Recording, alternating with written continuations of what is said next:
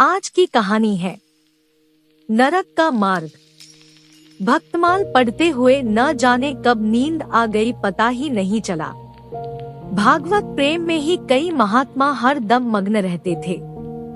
इस तरह की लग्न और भक्ति बड़े ही तप से प्राप्त होती है। क्या मुझसे वैसा तप नहीं हो पाएगा? जीवन में भक्ति से बड़ा क्या कोई सुख है? आभूषणों और धन दौलत से जो प्रेम हो वो क्या प्रेम? इनका तो नाम सुनते ही मुझे बुखार सा हो जाता है। सुशीला ने इन आभूषणों और फूलों से मुझे कितना सजाया था। उसे मैंने मना भी किया था ये सब करने से, लेकिन वो मानी ही नहीं। इस श्रृंगार के दौरान जितना हम लोग हंसे थे, बाद में मुझे उतना ही रोना पड़ा। आखिर किसी का पति ऐसा होता है जो अपनी पत्नी को सजा हुआ देखकर नाराज हो जाए। मेरे पति ने तो मुझे सजा देखकर गुस्सा किया और कहा कि तुम मेरा परलोक बिगाड़ दोगी। क्या किसी के पति ऐसे होते हैं जो अपनी पत्नी की खूबसूरती और श्रृंगार देखकर गुस्सा करने लगे? उनके बातें सुनकर मन में तो होता है कि जहर ही खा लूं, लेकिन फिर मैंने नीचे जाकर भक्तमाल पढ़ना शुरू कर दिया। फिर मन ही मन ठान लिया कि अपने इस श्रृंगार को सिर्फ बाके बिहारी को ही दिखाऊंगी और उनकी ही दिन रात सेवा करूंगा। कम से कम वो तो मेरे श्रृंगार से पति की तरह नहीं जलेंगे। भगवान, मैंने हमेशा से ही अपने पति को अपना इष्ट मानना चाहा।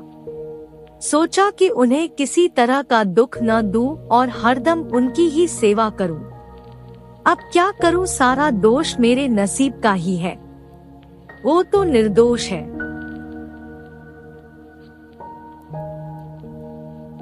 मेरे भाग्य में जैसा लिखा है मैं वो सब भोग रही हूँ। इतना सब पता होने के बाद भी जब भी उन्हें देखती हूँ तो मन में दुख होता है। जब वो कुछ दिनों के लिए बाहर चले जाते हैं तो मन का बोझ कुछ कम हो जाता है। उनके न होने से हंसने खेलने और जीवन को जीने लगती हूँ।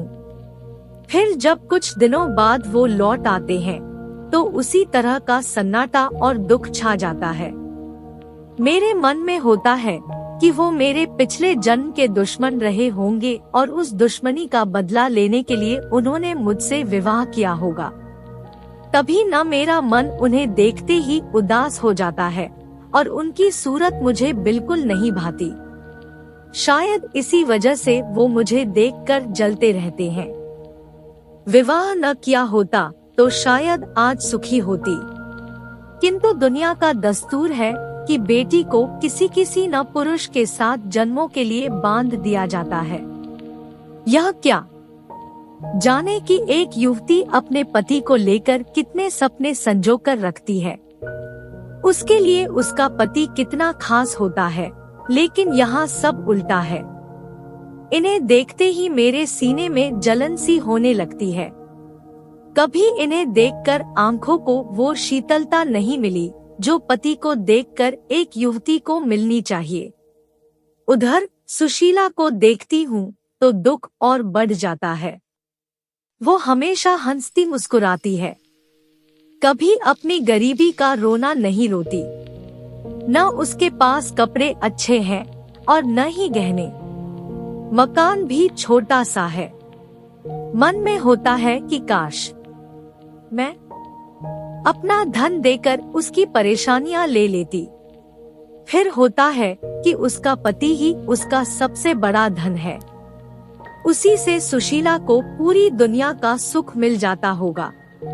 सालों से इस सवाल को मन में दफन करने के बाद होते होते एक दिन मुझसे रहा न गया। आखिर मैंने अपने पति से यह सवाल कर ही लिया कि आपने मुझसे शादी क्यों की थी। इस सवाल को सुनते ही मेरे पति ने मुंह बना लिया। वो चिते हुए बोले, अपना घर परिवार संभालने के लिए और क्या, भोग के लिए नहीं। इतना सुनते ही मैंने पूछा, क्या मैं सिर्फ इस घर का ख्याल रखने के लिए हूँ? उन्होंने कोई जवाब नहीं दिया।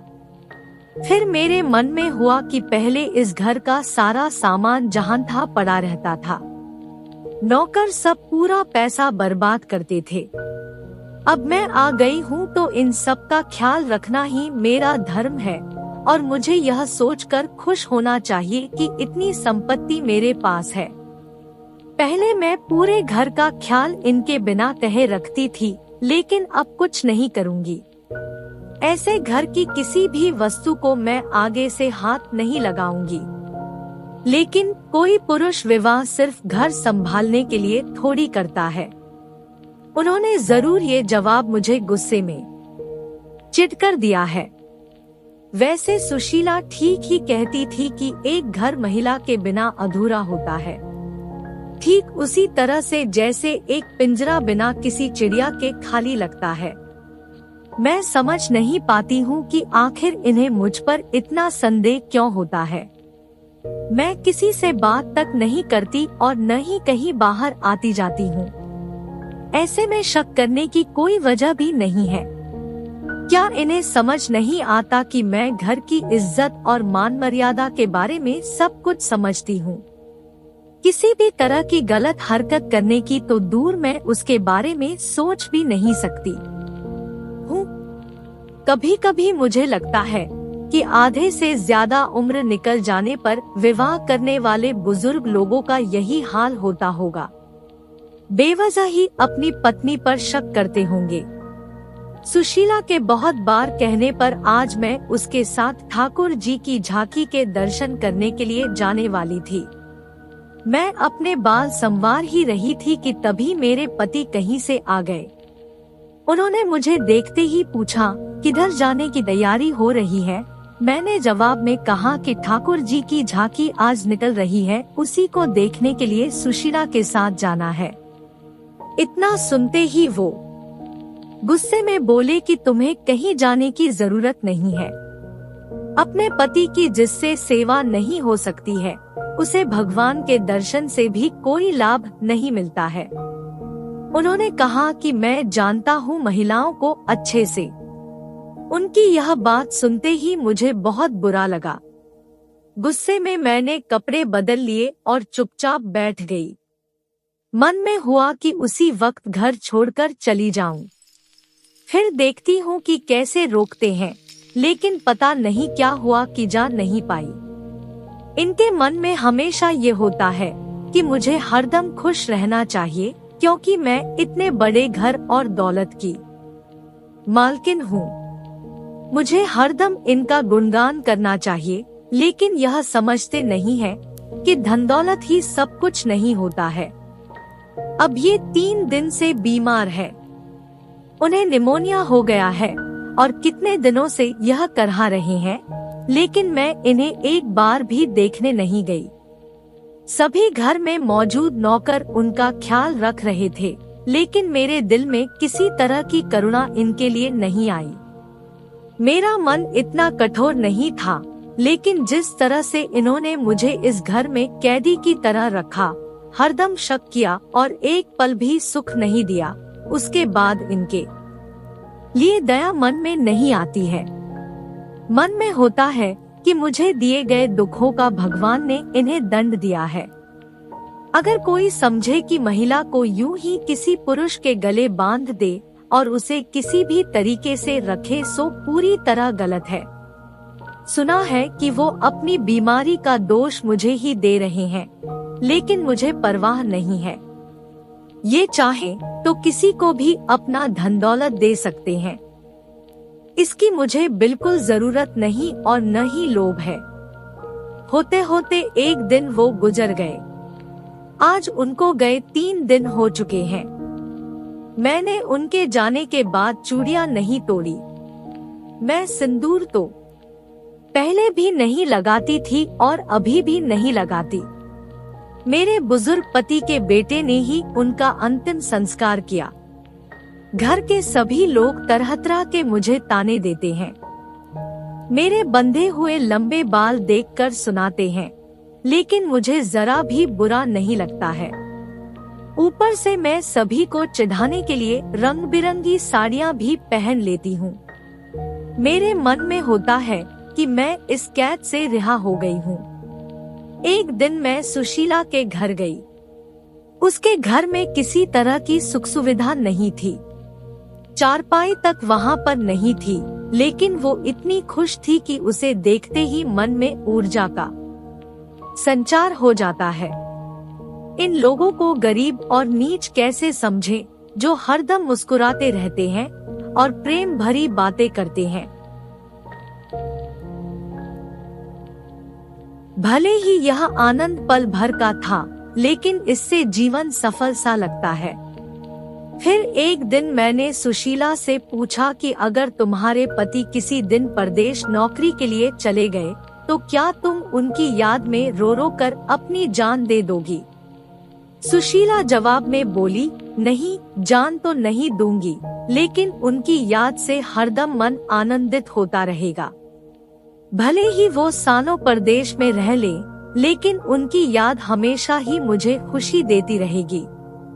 मैंने भी कहा कि सुशीला, मुझे भी ऐसी ही खुशी चाहिए, जिसके आनंद में हमेशा मैं झूमती और गाती रहूं। ऐसा आनंद जो कभी कम ही न हो। मन आजकल काफी परेशान और चंचल था। होता था कि कहीं एकदम उड़ जाऊं। भक्ति के ग्रंथों को पढ़ने का भी मन न था और न ही बाहर कहीं सैर करने का। ऐसा लगता था कि मन को पता ही नहीं उसे क्या चाहिए, लेकिन मेरे दिल में अपने पुराने दुख ही चल रहे थे।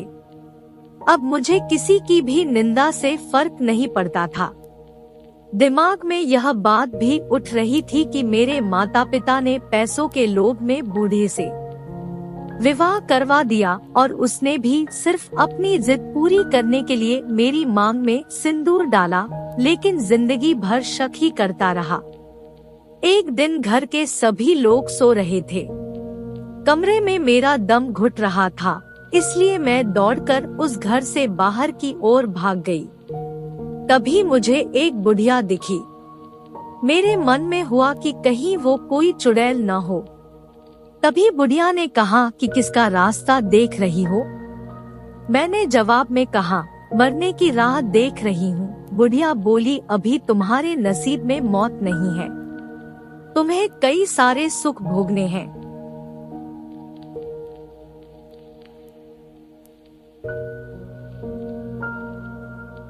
मैंने भी चिढ़ते हुए उस बुढ़िया से पूछा कि इतनी रात में तुम किस्मत की लकीरें पढ़ लेती हो? आंखों से थोड़ी पढ़ती हूँ, अक्ल से पढ़ लेती हूँ। ये काम करते हुए ही सारी उम्र बीती है। तुम्हारे अब अच्छे दिन आ रहे हैं।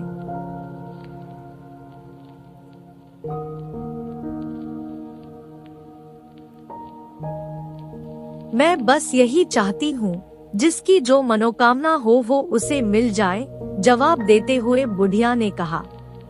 मैंने कहा कि मुझे कोई धन दौलत नहीं चाहिए और जो मैं चाहती हूँ वह तुम नहीं दे सकती हो। तब बुढ़िया ने कहा, मैं जानती हूँ तुम्हें जीवन में सिर्फ प्रेम चाहिए और मैं यह तुम्हें दिला सकती हूँ। मैं तुम्हें प्यार की नाव में बैठा सकती हूँ। उस अम्मा की बातें सुनकर मुझे लगा जैसे कि वो स्वर्ग से मेरी मदद करने के लिए आई हो। मैंने पूछा, अम्मा तुम्हारा घर कहाँ है? उसने कहा कि पास में ही है बेटा। मैं उस अम्मा के पीछे पीछे चलने लगी। बुढ़िया के पीछे चलते चलते मुझे पता लगा कि वो किसी स्वर्ग से आई मेरी मददगार नहीं, बल्कि एक डायन ही है। कहाँ मैं अमृत की तलाश में थी और जहर मिल गया। मैं तो सुशीला जैसा सुख पाना चाह रही थी, लेकिन कहाँ डायन की चपेट में आ गई। मेरी इस हालत के जिम्मेदार लोभी माता पिता और मुझे अपनी पत्नी बनाने के ख्वाब देख रहा वो वृद्ध है, जिसने मुझे अपनी जिद के लिए पत्नी बनाया। मैं अपनी ये आत्मकथा कभी न लिखती, लेकिन मैं चाहती हूँ कि सभी माता पिता ये समझ ले कि पैसा जीवन में सबसे बड़ा नहीं होता है। मेरी चाहत है कि सब लोगों को मेरी आत्मकथा से मालूम हो कि लड़कियों का विवाह यूं ही किसी से नहीं कर देना चाहिए। किसी भी लड़की का गला इस तरह से वृद्ध से विवाह करके न घोंट दो। अब मेरे जीवन में कुछ भी नहीं बचा। सब कुछ सिर्फ माँ बाप के एक फैसले से खत्म हो गया। कहानी से सीख, बेटी का विवाह हमेशा योग्य वर से ही करना चाहिए। ऐसा न करने से उसका जीवन नरक के समान हो सकता है। योग्य वर न मिले तो सही वक्त के लिए रुकिए, लेकिन आनन फानन में किसी से भी यूं ही बेटी का विवाह न करें। Thank you for watching. Please like, subscribe and share.